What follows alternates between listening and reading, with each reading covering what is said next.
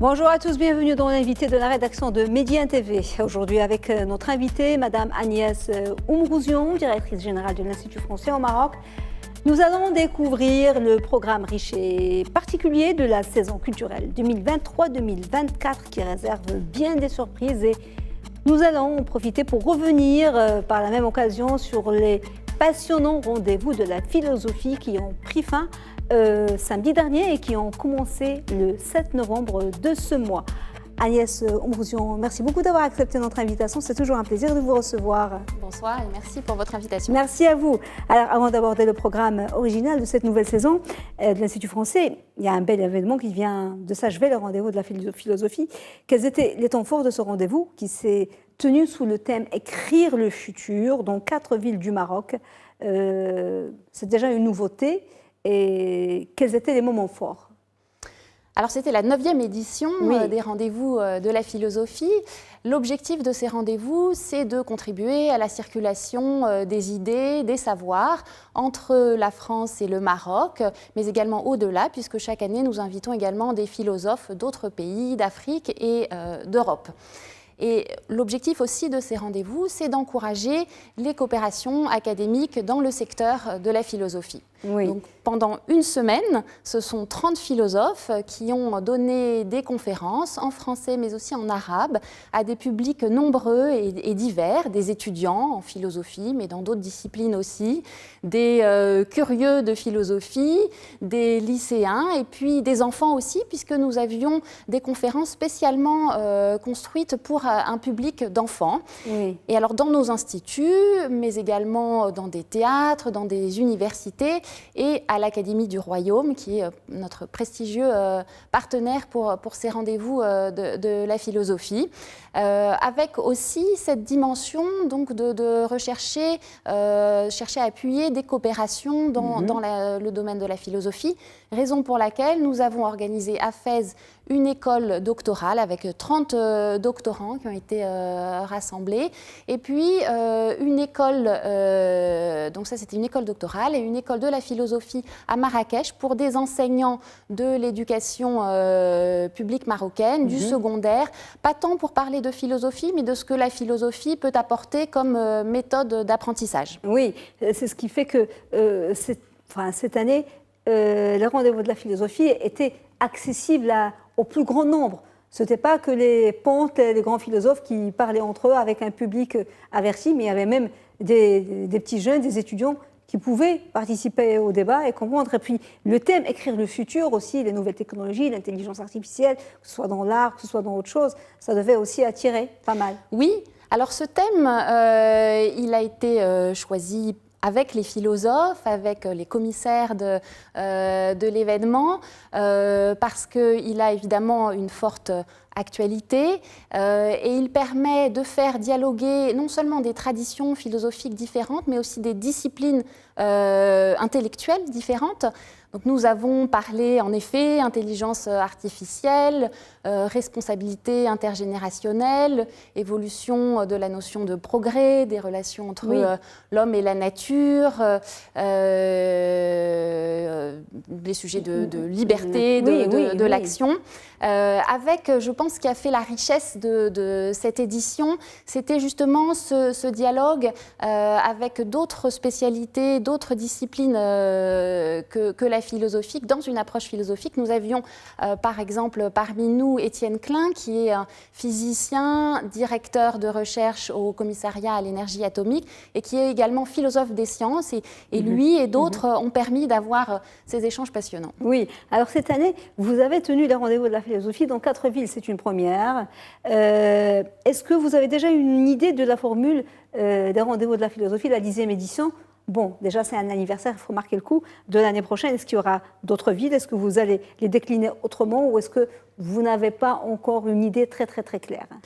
Alors, d'autres villes d'ores et déjà ont exprimé le souhait d'accueillir les rendez-vous de la philosophie. En effet, ce sera une édition importante, le 10e anniversaire, et nous allons très bientôt lancer la réflexion avec les commissaires marocains, français, avec nos partenaires marocains pour penser cette prochaine édition. En tout cas, c'est un très beau rendez-vous, le rendez-vous de la philosophie. On va parler à présent, si vous le voulez bien, du programme de cette nouvelle saison culturelle.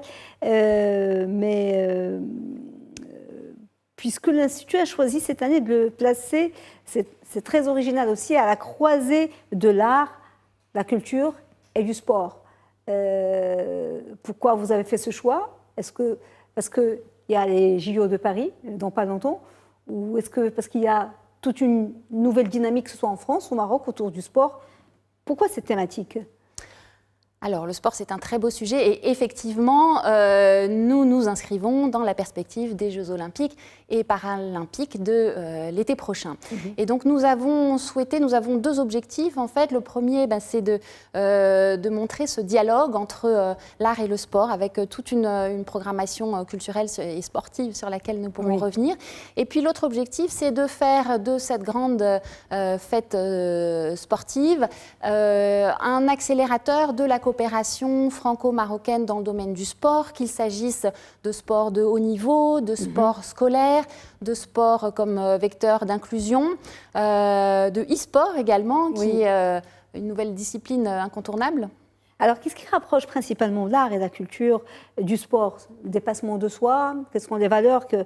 Je sais qu'avant les Jeux olympiques, dans leur première formule, il y avait le sport, les disciplines sportives, et il y avait les disciplines, les mathématiques, la philo. Et puis, avec Coubertin, c'était que le sport. Mais là, on voit qu'on est en train de revenir un petit peu vers l'ancien, enfin l'esprit premier des Jeux olympiques, parce qu'on a vu que cette année, pour la première fois en France, il y aura le breakdance comme discipline olympique. C'est une première, c'est de l'art. Donc, est-ce qu'on est en train de se rapprocher de l'esprit premier des Olympiades, des Jeux olympiques? Alors effectivement, sport, culture, ce sont parfois deux mondes qu'on oppose, alors qu'on sait bien qu'ils ont beaucoup à se dire et qu'ils se disent beaucoup. Hein, le sport, c'est l'émotion, c'est l'audace, c'est la beauté du geste, sa dimension éphémère, unique, autant de sujets qui intéressent l'artiste. Le sportif, il va chercher à réaliser quelque chose qui n'a jamais été vu, un petit peu comme Baudelaire voulait dans sa poésie plonger au fond de l'inconnu pour trouver du nouveau. Voilà, donc les relations, elles sont étroites et effectivement, dès l'origine des Jeux olympiques, à l'époque de la Grèce antique, il y avait en parallèle des compétitions sportives, des manifestations artistiques, littéraires qui étaient organisées. Et depuis plusieurs éditions maintenant des Jeux olympiques, et ce sera le cas en 2024, il y aura une Olympiade culturelle, donc un grand festival culturel en amont des Jeux olympiques. Et c'est dans cet esprit-là que nous nous inscrivons. Alors effectivement, avec cette nouvelle discipline, le breaking, qui fait son entrée aux Jeux olympiques, que nous souhaitons particulièrement mettre à l'honneur dans notre programmation, nous organiserons une rencontre amicale de breaking avec la fédération marocaine et la fédération française en charge de cette discipline. Et j'ai eu la chance d'assister récemment à une performance du jeune sportif qui représentera le Maroc aux Jeux olympiques pour le breaking. Et vraiment, c'était fascinant et je pense qu'on va vivre de grands moments. Oui, alors c'est très intéressant parce qu'on a remarqué cette année a été particulière aussi bien pour les Français, pour le foot, pour le mondial, que pour les Marocains, que ce soit pour l'équipe féminine ou l'équipe masculine. Et c'est aussi, bien sûr, on sait que le sport fédère mieux que tout. Et vous pensez que vous pouvez attirer des gens qui n'osent pas peut-être pousser la porte de l'Institut français ou s'inscrire dans les activités de l'Institut français parce qu'ils estiment que c'est de la culture, c'est de l'art, c'est inaccessible, qu'ils n'ont pas les moyens, ils ne sont pas outillés pour. Mais là, ils vont venir peut-être pour le sport et ils seront happés vers autre chose. Alors, le sport, effectivement, est très fédérateur et nous poursuivons avec ce thème-là notre démarche qui est déjà engagée, mais que nous souhaitons renforcer encore, d'ouvrir l'Institut français à de nouveaux publics, que ce soit donc, en élargissant les sujets au sport, mais aussi en élargissant les lieux dans lesquels nous organisons des événements pour aller vers les publics. Ça peut être dans l'espace public, ça peut être des événements que nous organisons chez des partenaires également. Oui. On vient de souffler à l'oreille que pour les breakdance, pour les JO à Paris, il y a 2 Marocains qui sont qualifiés en fait. On vient de me souffler à faire, moi je croyais qu'il y en avait qu'un. Mais... Alors moi j'ai vu une performance, je n'ai pas encore vu une autre, mais j'aurais à le voir. Oui, Fatem Zahra El Moumni. Alors vous écrivez dans l'édito de votre brochure de présentation du programme de cette saison qu'aujourd'hui les athlètes comme les artistes nous rappellent que le sport est devenu un objet de représentation, de questionnement et de débat. Qu'entendez-vous par cela? Parce qu'à un certain moment, il n'y avait pas tellement de débats autour du sport. On faisait du sport et puis c'est tout, pour se dépenser. Maintenant, le débat, c'est dans le sport aussi. Oui, et puis le sport, c'est un sujet qui s'analyse, qui se commente, qui se débat, que ce soit sur les enjeux d'écologie, de santé, de droit, d'inclusion, de relations internationales aussi. Et à cet égard, nous avons accueilli fin octobre une conférence sur les enjeux géopolitiques du football, par exemple. Et puis, nous organiserons un journal sur le sport dans un débat sur le sport dans un format un peu particulier. Ce sera un journal vivant. La dénomination, c'est un live magazine sur scène avec du son, de l'image, des mots, et des journalistes, des dessinateurs sur scène qui feront un journal vivant sur le thème du sport. Oui, c'est un soft power de plus en plus puissant comme la culture, le sport. Alors, il y a des moments forts, il y aura des moments forts, de nouveaux rendez-vous pour cette saison particulière qui coïncide avec les JO de Paris. Vous avez déjà commencé avec le novembre numérique. C'est quoi exactement novembre numérique? Ça a déjà commencé et ça va durer pendant tout le mois de novembre. On va voir des images de novembre numérique. Alors, Novembre numérique, c'est un grand rendez-vous annuel dans tout notre réseau et qui a commencé avec de très beaux événements de mapping. Donc, le mapping, c'est de la projection numérique géante sur des bâtiments. Et en l'occurrence, sur la gare d'Oujda, sur la gare de Meknès aussi. On a organisé un mapping sur la cinémathèque de Tanger.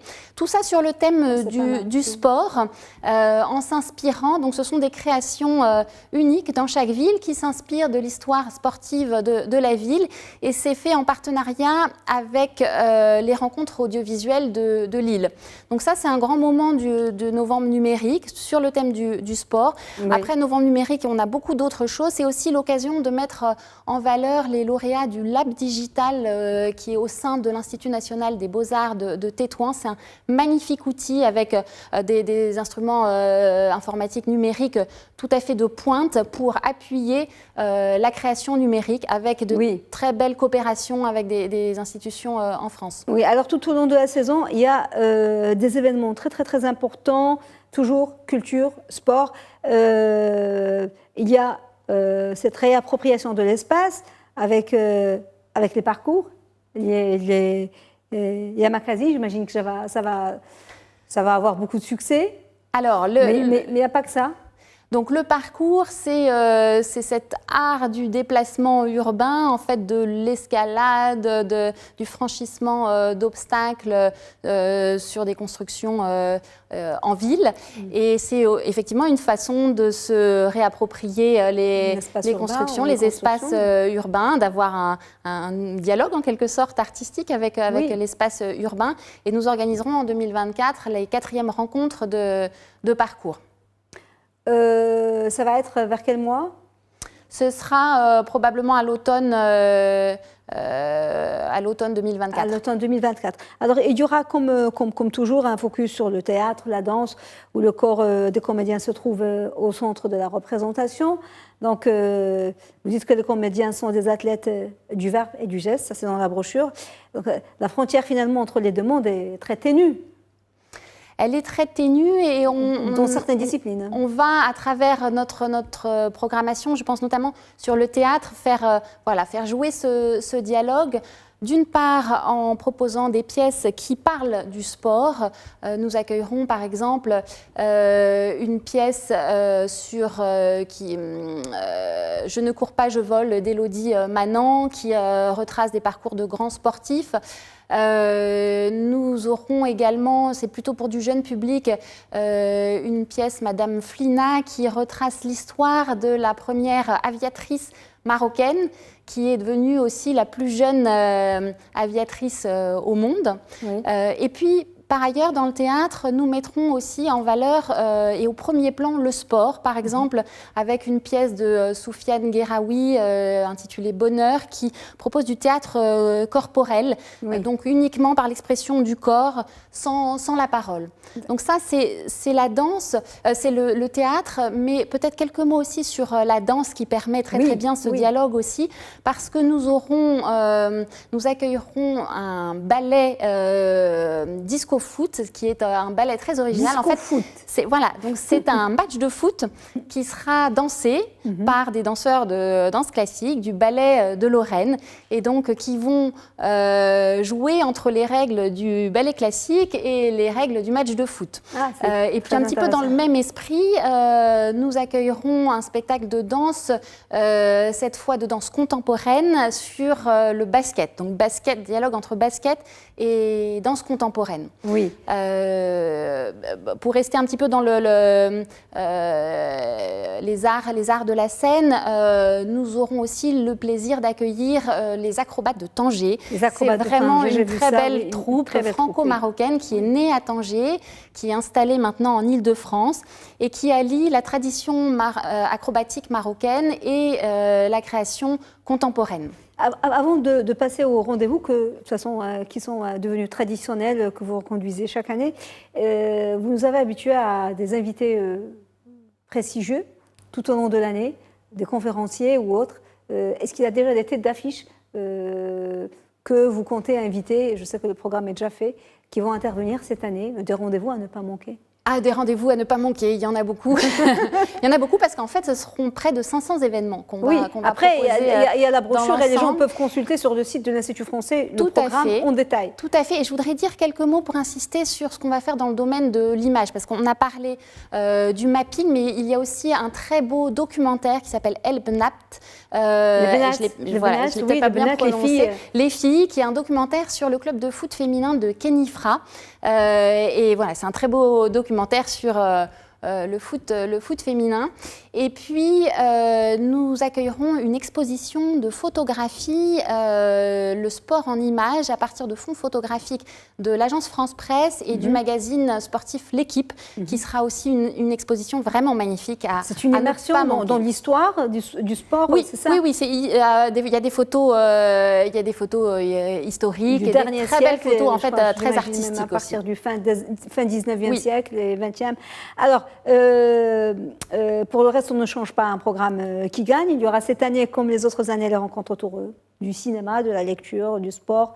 Vous reconduisez le Bibliotobis? Le Bibliotobis, bien sûr, qui rencontre toujours un beau succès. Donc le Bibliotobis, c'est un peu un condensé de l'Institut français, avec toute notre offre culturelle, linguistique, éducative, numérique aussi, et qui se déplace plutôt dans les zones rurales, avec des médiateurs qui permettent d'avoir un dialogue fructueux avec les écoles, les les enfants, les familles aussi. Donc ça, c'est un dispositif très important qu'on reconduit. Et puis on a aussi nos grands rendez-vous annuels qu'on reconduit. Je pense notamment à la fin du mois au Forum des jeunes leaders d'Essaouira, donc avec la ville d'Essaouira, plus d'une centaine de jeunes du Maroc, de France et d'autres pays du pourtour méditerranéen pour réfléchir sur les enjeux du développement durable dans la Méditerranée d'ici 2030. Donc l'idée, c'est de favoriser un réseau de jeunes engagés en leur faisant rencontrer des personnalités inspirantes. Et puis c'est aussi de s'inscrire dans notre démarche Institut Vert qu'on décline aussi un peu plus tard dans l'année, au printemps, avec le programme Demain dès aujourd'hui sur les grands enjeux écologiques. Oui, et puis il y a les nuits du Ramadan, ça c'est sur les la musique, avec tout un programme musical, le FICAM aussi sur le cinéma d'animation. À Meknès, vous êtes partenaire,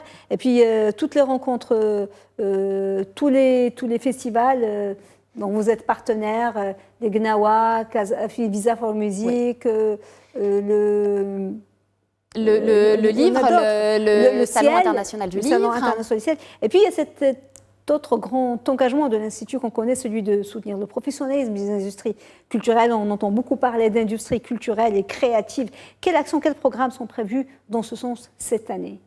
Alors, c'est un sujet sur lequel on a plusieurs actions engagées, étroitement en lien avec le ministère de la Culture. Nous avons d'une part une étude qui est en cours sur les enjeux économiques et en termes de politique publique et des industries culturelles et créatives sur 4 grands domaines, les jeux vidéo, le cinéma, les arts visuels et le design. Nous avons un programme de formation aussi étroitement en lien avec le ministère de la Culture pour former 120 professionnels au management des secteurs culturels. Nous avons lancé un appel à projets en lien avec la fondation IBA pour soutenir l'entrepreneuriat culturel des jeunes. Et puis, début décembre, nous organiserons avec la fondation IBA et avec le soutien du ministère de la Culture un forum des métiers de la culture, des métiers de la culture pour fédérer les acteurs autour de grandes problématiques communes à l'ensemble du secteur, que ce soit l'économie de la culture, les sources de financement, le droit d'auteur, le statut de l'artiste, par exemple. Oui, ça promet d'être une belle saison culturelle, sportive ou sportivo-culturelle. Bon, enfin, c'est la même chose. Pour plus de détails, pour voir le programme en détail de cette saison 2023-2024, vous pouvez aller sur le site de l'Institut français. Il y a les brochures dans les instituts français, mais c'est aussi en ligne. Maintenant, je sais que les jeunes se connectent en ligne. Il y a les détails avec le rendez-vous, avec les dates. C'est un programme passionnant, très intéressant pendant toute l'année. Merci beaucoup, Madame Agnès Oumrouzian, d'avoir été avec nous, d'avoir répondu à nos questions. Je vous souhaite une belle saison. Merci 2023-2024. Merci à vous. Madame. Merci. Merci, à bientôt. Madame, monsieur, merci beaucoup de nous avoir suivis. Bon suite des programmes sur Média TV. Très belle soirée.